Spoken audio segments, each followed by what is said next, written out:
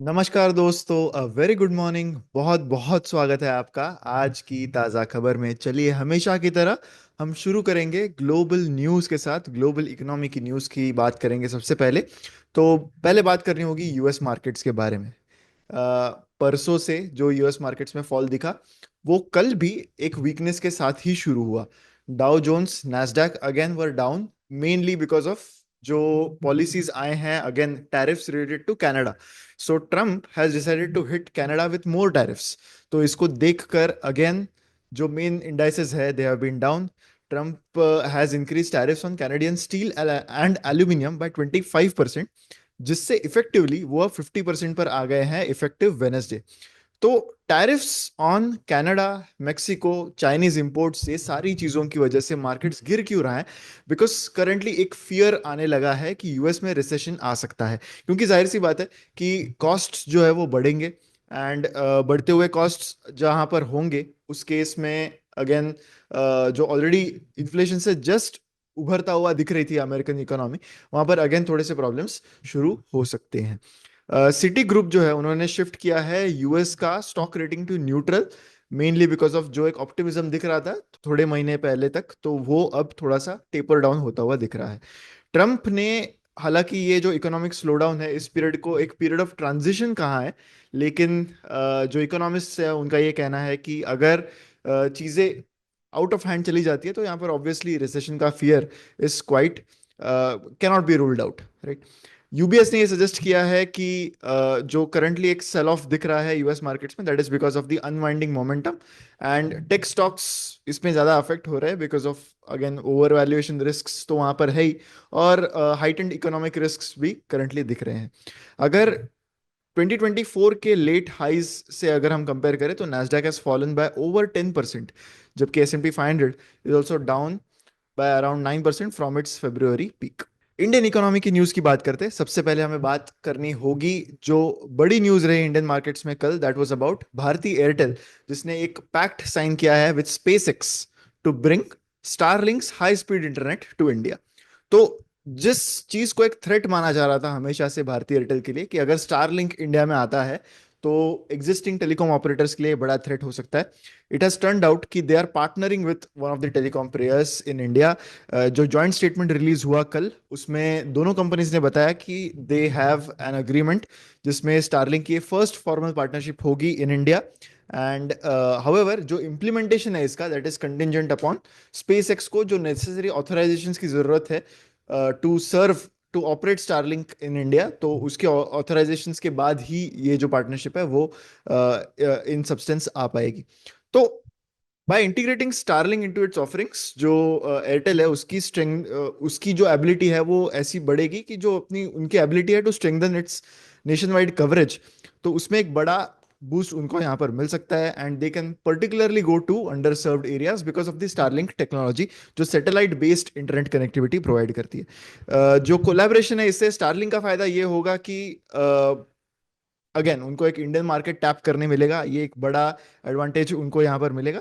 And of course जो collaboration है वो स्टारलिंक के सैटेलाइट बेस्ड इंटरनेट्स को यूज करना है to enhance it with Airtel's offerings. And Airtel का जो मार्केट एक्सपर्टीज है, that is expected to complement Starlink's direct to consumer and business services in India. Airtel and SpaceX की ये ऑफरिंग, ये कोलैबोरेशन के थ्रू स्टारलिंक अपनी इक्विपमेंट एयरटेल के रिटेल स्टोर्स के थ्रू जो है वो पुश कर सकेगा। And Starlink will be able to service to the business customers as well. Additionally दोनों कंपनीज ये अब असेस करेंगे कि स्टारलिंक कैसे कॉम्प्लीमेंट करेगा to expand Airtel's network in India, जिससे वो मेनली लेवरेज करेंगे एयरटेल का जो ग्राउंड नेटवर्क है, ग्राउंड इंफ्रास्ट्रक्चर है इंडिया में, उसको लेवरेज करके इस टेक्नोलॉजी को और बेहतर बनाने की कोशिश करेंगे। Meanwhile regulatory approvals, like I said, ये एक की हर्डल रहेगा करंटली स्टारलिंक के इंडिया लॉन्च के लिए। जो इंडियन स्पेस रेगुलेटर है with the department of telecommunications, that is DOT, उनको अब तक ऑथराइजेशन देना बाकी है to SpaceX for Starlink operations in India. अगली जो न्यूज है, that is regarding dividend pay out from non financial CPSE companies. तो पीएसयू कंपनीज है जो है, उसमें से जो नॉन फाइनेंशियल कंपनीज है, उनके द्वारा दिए जाने वाला dividend government of course government is the biggest shareholder in these companies, तो गवर्नमेंट को मिलने वाला जो डिविडेंड है that is going to hit a record of 67,000 crores। तो ये बहुत बड़ा डिविडेंड पेमेंट इस फाइनेंशियल ईयर में गवर्नमेंट को मिलेगा because of all these CPSE companies. जो डिसइन्वेस्टमेंट रेवेन्यू है सो फार दिस फिस्कल में, तो वो अराउंड 8,625 करोड़ है, which is well below the revise estimate of 33,000 crore. जो ये कंपनीज है which will lead this dividend payment सबसे ज्यादा, जिन कंपनी से डिविडेंड गवर्नमेंट को मिलने वाला है, that includes the state run petroleum coal power companies, जिनका अराउंड 67% का टोटल डिविडेंड कंट्रीब्यूशन रहेगा फ्रॉम दिस। ये एक फिफ्थ कंसेक्यूटिव ईयर है जहां पर डिविडेंड के revenues have exceeded the annual estimates जो गवर्नमेंट ने खुद के डिविडेंड इनकम के लिए लगाए थे। गवर्नमेंट ने बजट किया है 69,000 crore in dividends from state run companies for FY 26, expecting की जो प्रॉफिटेबिलिटी दिख रही है कुछ रिसेंट ईयर्स में वो आगे भी कंटिन्यू होगी। फॉलिंग ग्लोबल प्राइसेस की वजह से US president Donald Trump is pushing for increased drilling and output, जिससे चाइनीज डिमांड भी अब वीक होने लगी है। एंड रिसेंटली अगर हम देखें तो crude prices have also hit a 3 year low when they fell below $70 per barrel. तो इससे बेसिकली जो भी स्टेट रन कंपनीज है like petroleum companies and power companies, they are looking quite well placed right now. Morgan Stanley का यह कहना है कि India is best placed in Asia for growth outlook in spite of trade tensions. तो उनका यहाँ पर जो ओपिनियन है वो ऐसा है कि एशिया रिलेटेड जो भी मेजर पावर हाउसेस है तो उसमें ऑब्वियसली सारी जगह पर करंटली ट्रेड टेंशंस बढ़ रहा है, but India is currently well positioned. उसका मेनली रीजन ये है कि जो एक्सपोर्ट है as a percentage of GDP वो इंडिया का लो है, तो इससे India becomes less vulnerable to trade disruptions because export उतना अफेक्ट नहीं होगा इंडिया का, ऐसा एक्सपेक्टेशन है। सर्विसेज एक्सपोर्ट अभी भी स्ट्रांग है and they are expected to grow further, जिससे एक स्टेबिलिटी मिलती है इन अ फेज जहां पर बहुत सारी अनसर्टेनिटी करंटली है। गवर्नमेंट पॉलिसीज की वजह से डोमेस्टिक डिमांड बूस्ट हो रही है which is driving the consumption and investment according to Morgan Stanley. And जो ईजिंग ऑफ मॉनेटरी पॉलिसी होगा उससे इकोनॉमिक मोमेंटम थोड़ा सा बेहतर होगा, ऐसा उनका कहना है। आरबीआई ने रिसेंटली इंटरेस्ट रेट्स लोअर किए, they have injected the liquidity in the system, and अगर इकोनॉमिक स्लोडाउन रहा उसके बावजूद India is expected to remain a strong performer, ऐसा मॉर्गन स्टैनली ने अपने रिपोर्ट में कहा है। तो ट्रेड टेंशन अभी भी एक मेजर रिस्क रहेगी एंड इंडिया की जो सपोर्टिव पॉलिसी एनवायरनमेंट है that is expected to drive the future growth. अब बढ़ते हैं स्टॉक वाइज अपडेट्स की ओर। सबसे पहले हमें बात करनी होगी कल के जो मेजर बैंकिंग सेक्टर में हमें जो डिजास्टर दिखा, that was about IndusInd bank, जिनके shares crashed by 27% because of the discrepancies in the derivatives portfolio which could impact the profit by 1,500 crore. बहुत जगहों पर ये डिस्कशन होता हुआ दिखा है कि जो जो चीज नेटवर्थ का सिर्फ 2.5% पार्ट है उसके लिए स्टॉक मार्केट ने बैंक को इतना पनिश क्यों किया है, but it is more of a governance का मिस डिस्ट्रस्ट है जो यहाँ पर दिखाई दे रहा है। तो during an internal review process company ने कहा कि जो प्रोसेसेस थे रिलेटेड टू डेरिवेटिव्स पोर्टफोलियो, तो उसमें उनको दिखा कि कुछ ऐसा इम्पैक्ट है जो उनको लेना चाहिए था and they have accounted for it now. तो फाइनेंशियल इम्पैक्ट चाहे माइनर रहे, एनालिस्ट्स का ओवरऑल यही कहना है कि बिगर कंसर्न क्रेडिबिलिटी का है। जो रिव्यू अंडरटेक हुआ था following RBI directions on investment portfolio of lenders, जो एक गाइडलाइन इशू की थी इन सितंबर 2023, उसके अंतर्गत other assets and other liabilities का जो पोर्टफोलियो है बैंक्स का वो रिव्यू हो रहा था। एंड जो हिट है that is going to be through the income statement and mostly through net interest income, and ये Q4 और FY 25 में ही लिया जाएगा। ओवरऑल बहुत सारी चीजें हैं इंडसइंड बैंक से रिलेटेड जो currently is not working in favour of the bank. उनके एमडी के लिए कंपनी का ये कहना था कि वो 3 इयर्स की अपॉइंटमेंट चाहते हैं, लेकिन जो परसों ही जो कॉन कॉल हुआ इंडसइंड बैंक का रिलेटेड टू दीज डेवलपमेंट्स, तब उनके एमडी ने ही खुद कहा कि reserve bank of India is not comfortable with my leadership skills, ऐसा कटपालिया जी ने यहाँ पर एनालिस्ट कॉल में ये मेंशन किया था। Zydus Life Sciences is going to buy 86% stake in a French medical device maker। तो Zydus Life Sciences को ये एक्विजिशन करने के लिए बोर्ड अप्रूवल मिल चुका है एंड ये काफी बड़ी डील है because this is almost worth 256 million euros as per their BSE filing। This represents 81% premium to Amplitude's last closing price. तो ये जो फ्रेंच मेडिकल डिवाइस मेकर है, इस कंपनी का नाम है एम्पलीट्यूड, एंड ये एक लिस्टेड कंपनी है।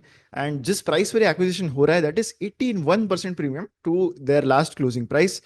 This is part of Zydus strategy, जो चाहती है कि ग्लोबल मेडिकल डिवाइसेस मार्केट में वो एक्सपांड करे। ये मूव ऐसे टाइम पर आ रहा है जहां पर US is planning to tax pharmaceutical imports, जो जायडस के बिगेस्ट मार्केट को इम्पैक्ट कर सकता है। एम्पलीट्यूड सर्जिकल जो कंपनी है, that specialises in lower limb orthopaedic surgical technologies including hip and knee procedures. Company के ऑपरेशंस 30+ कंट्रीज में है, एंड दे हैव 428 एम्प्लॉइज। इनका सेल्स जो है as of June 24, that was 106 million euros. तो जायडस को इसमें medium and long term growth opportunity दिखती है, इसी वजह से वो अपना portfolio expansion, manufacturing and global presence जो है वो इससे बढ़ाना चाहते हैं। Life insurance new business premium जो है, that has dipped by 11% in February। And L I C के शेयर्स, एल आई सी के इसमें प्रीमियम में इधर यहाँ पर काफी शार्प डिक्लाइन देखा गया है। तो ओवरऑल इंडिया का जो लाइफ इंश्योरेंस सेक्टर है, उसमें 11.6% का डिक्लाइन देखा गया। एल आई सी के premium collection have dropped by 22%। And new policy issuance जो है वो भी गिरते हुए दिखे टू 12 lakhs, जबकि ये नंबर 17 lakhs था in the same month in the previous year. And L I C के जो इंडिविजुअल सिंगल प्रीमियम्स है वो हालांकि ग्रो हुए बाय 18%, पर individual non single premiums, they have declined by around 20%. HDFC Life के overall premium growth was 13.97%. ICICI Prudential Life saw a growth of 26%. Overall बाकी सारे कंपनीज ने एक ठीक ठाक नंबर रिपोर्ट किया, बट ऑब्वियसली एल आई सी का डिक्लाइन नंबर काफी बड़ा रहा इस मंथ। इसी के साथ हमारी न्यूज यहीं पर समाप्त होती है। बिलीव इट और नॉट सेक्शन की हमेशा हम बात करते हैं, तो आज भी उसकी बात करेंगे। तो एक काफी इंटरेस्टिंग आर्टिकल मैं पढ़ रहा था, and that was about the tech stocks in the US. तो एक कंपनी थी जिसका नाम था सन माइक्रो सिस्टम्स। ये 2099 2000 के आईटी बबल के टाइम पर इस कंपनी के शेयर का प्राइस $6 से लगभग $64 तक गया था, जो उस समय के लिए टेक कंपनीज के लिए काफी आम बात थी। It was kind of normal to see 10x prices in 1 or 2 years। Interesting बात यह है कि एट दीज वैल्यूएशंस कंपनी का तब उस समय जो वैल्यूएशन था, प्राइस टू सेल्स टर्म्स में अगर हम देखें तो 10 times था। तो कंपनी का stock was trading at 10 times the sales that the company was doing in a single year. उसके बाद कुछ ही once the dot com bubble had popped, उसके बाद कुछ सालों में the stock of Sun Microsystems collapsed by 90%। And eventually 2008-2009 में ओरेकल ने उस कंपनी को टेक ओवर कर लिया। बट एक इंटरेस्टिंग चीज ये थी कि जब 2001-2002 में जब कंपनी के सीईओ ने अपने शेयर होल्डर्स को एक लेटर में लिखना चाहा, तब उन्होंने एक्चुअली कंपनी के इन्वेस्टर्स को ही अक्यूज किया कि आपने कंपनी की शेयर प्राइस कितनी ज्यादा बढ़ा दी।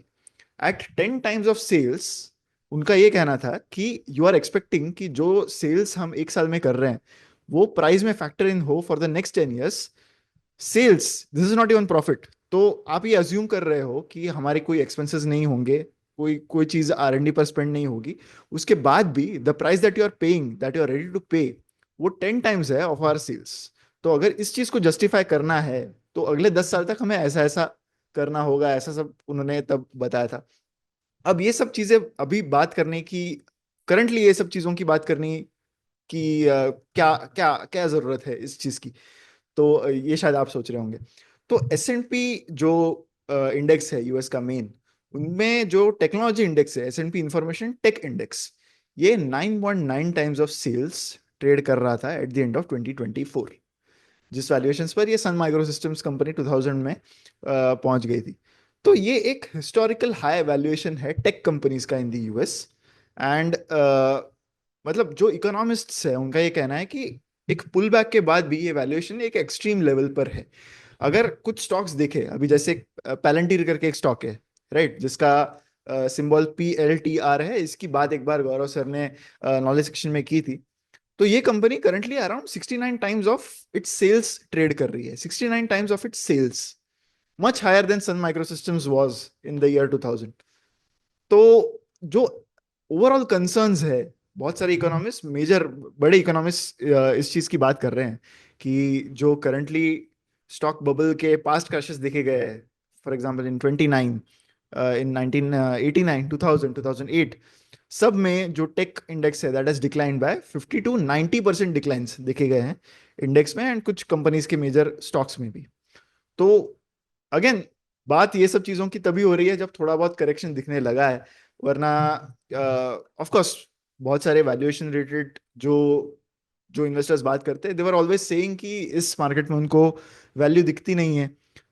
रिसेंटली वॉरेन बफे जी ने ये कहा था, उन्होंने बताया कि they he has more than $300 billion of cash on Berkshire's balance sheet, and I think जो करंट करेक्शन आया है उसमें he would be the one who would be looking at it with most interest. इसी के साथ हमारा आज का वीडियो यहीं पर समाप्त होता है। करंटली कुछ ही दिन पहले इंडिया ने आईसीसी चैंपियंस ट्रॉफी जीती थी। इसी की खुशी में, इसी को सेलिब्रेट करते हुए हमने कूपन कोड लॉन्च किया है चैंपियंस, जिसमें आपको 65% का डिस्काउंट मिलेगा अगर आप सारे मॉडल पोर्टफोलियोज परचेस करते हो। उसके साथ ही स्टॉकोमीटर, फंडोमीटर, ये सारे प्रोडक्ट्स पर भी आपको ये एक बहुत ही अच्छी अपॉर्चुनिटी है to have discounts as high as 65%। तो मैं आशा करूंगा कि आप जरूर इस मौके का फायदा उठाएंगे एंड हमारे इन प्रोडक्ट्स को सब्सक्राइब करेंगे। ऐसे ही वीडियोस के लिए हमारे चैनल पर बने रहे। आपको अगर ये वीडियो अच्छा लगा है तो लाइक जरूर कीजिएगा एंड शेयर भी करें वीडियो को विथ मैक्सिमम पीपल। मिलते हैं अगले वीडियो में। Thank you so much.